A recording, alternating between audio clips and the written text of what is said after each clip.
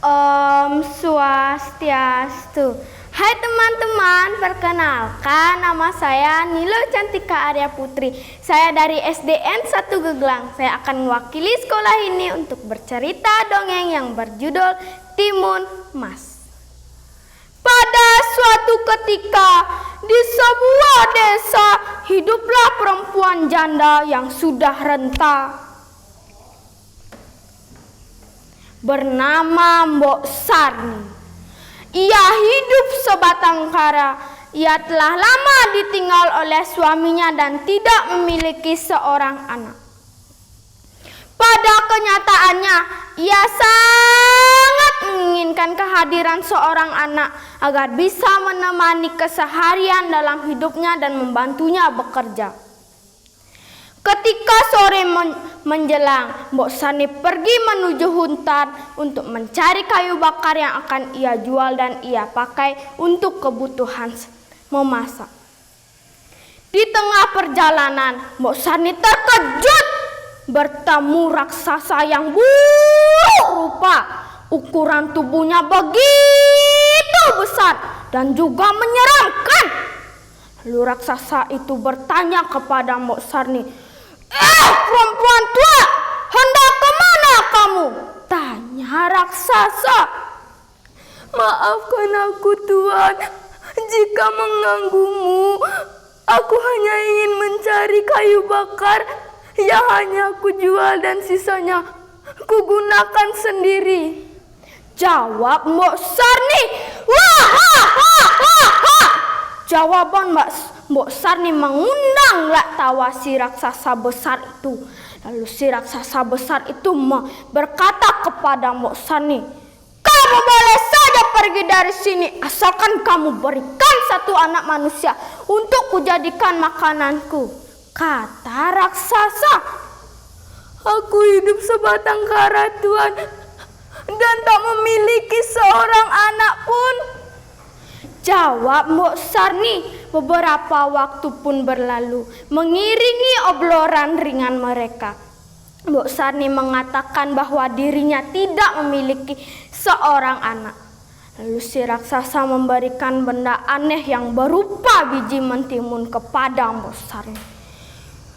Perempuan tua, ku berikan benda ini kepadamu. Tanamlah benda ini di sekitar halaman rumahmu. Lihat saja hasilnya. Kau akan mendapatkan seorang anak. Kata raksasa. Sungguh? Benarkah apa yang kau katakan itu Tuan? Tanya Mbok Sarni terheran-heran. Kau lakukan saja apa yang aku perintahkan kepadamu. Lihat saja hasilnya setelah 2 minggu berlalu. Tapi ingat, ketika engkau memiliki seorang anak dan genap umur 6 tahun, serahkan ia kepadaku untuk kujadikan santapanku. Mbok Sarni menyanggupi kesepakatan antara dirinya dengan sang raksasa. Lalu ia meninggalkan hutan itu.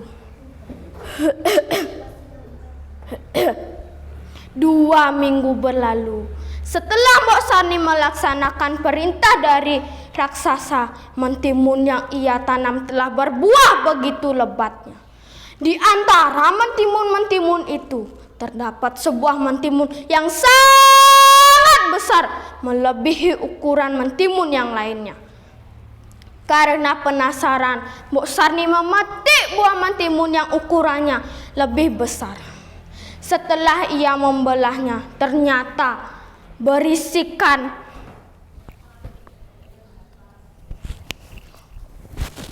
seorang bayi yang mungil dan cantik. Bayi tersebut ia beri nama Timun Mas. Putri cening ayu, ngijeng cening jumah, meme luas malu, kepekan mau belanja, apang ada darang nasi.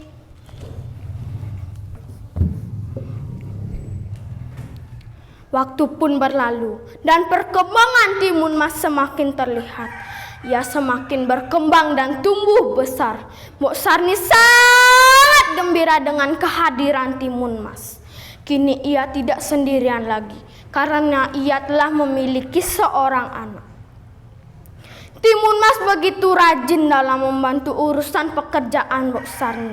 Mbok Sarni pun sangat terbantu dengan adanya Timun Mas. Waktu berlalu. Di waktu yang telah lama, Mbok Sarni dan raksasa sepakati akhirnya datanglah raksasa untuk menagih janjinya.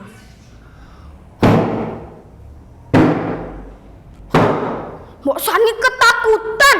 Ia tak ingin kehilangan anak yang sangat dicintainya. Lalu Mbok Sarni berkata kepada raksasa, "Wahai Tuan, datanglah 2 tahun lagi.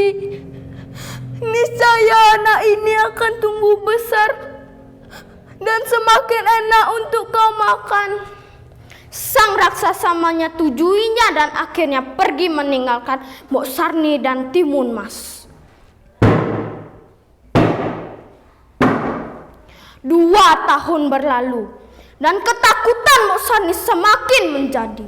Setiap hari ia berpikir keras untuk mencari jalan keluar agar anaknya tidak disantap oleh raksasa besar itu. Suatu ketika Mbok Sarni bermimpi bertemu seseorang yang menyarankan agar Timun Mas menemui seorang petapa di gunung.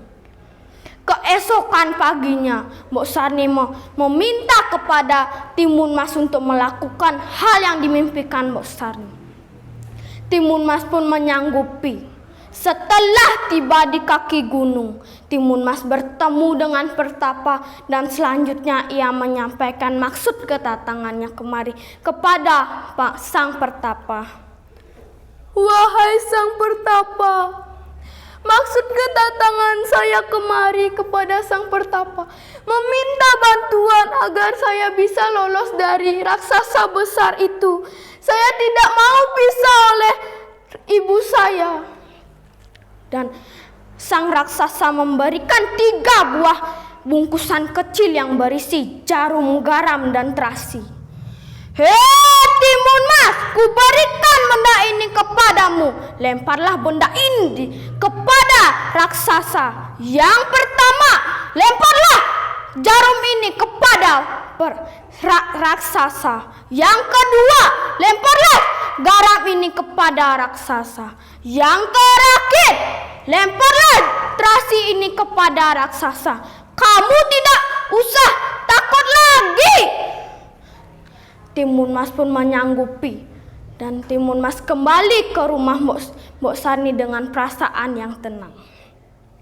Hal tersebut yang dialami ketika bertemu pertapa pun diceritakan kepada Mbok Sarni. Keesokan harinya datanglah raksasa untuk menagih janjinya.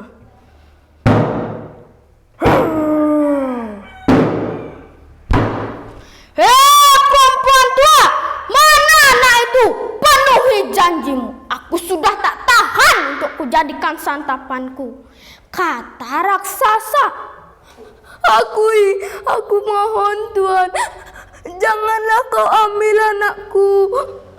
Aku begitu menyayanginya. Sebagai gantinya, santaplah aku."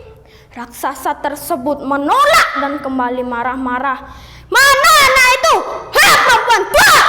teriak raksasa. Tanpa diketahui raksasa, keluarlah Timun Mas dan berteriak kepada raksasa, "Hai raksasa, aku di sini, tangkaplah aku kalau kau bisa," teriak Timun Mas. Lalu Timun Mas berlari sekuat tenaga sambil menghindari dari raksasa besar itu. Lalu si raksasa besar itu mengejarnya.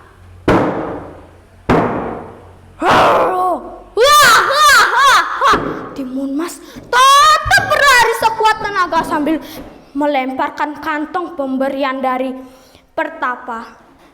Ia melemparnya, seketika kantong itu yang berisi jarum. Seketika jarum itu berubah menjadi hutan bambu yang sangat lebat, menghingga penghambat pergerakan raksasa.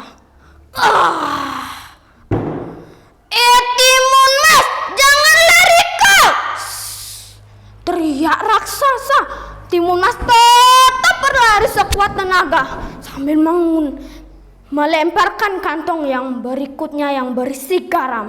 Seketika ia melemparnya, seketika garam itu berubah menjadi lautan. Lautan tersebut menyusahkan raksasa untuk mengejar Timun Mas.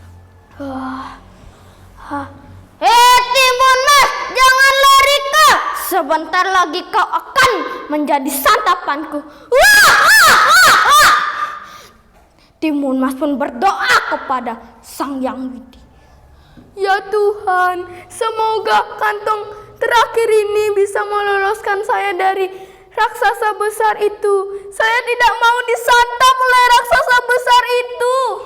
Timun Mas tetap berlari sekuat tenaga sambil melemparkan kantong yang terakhir yang berisi terasi.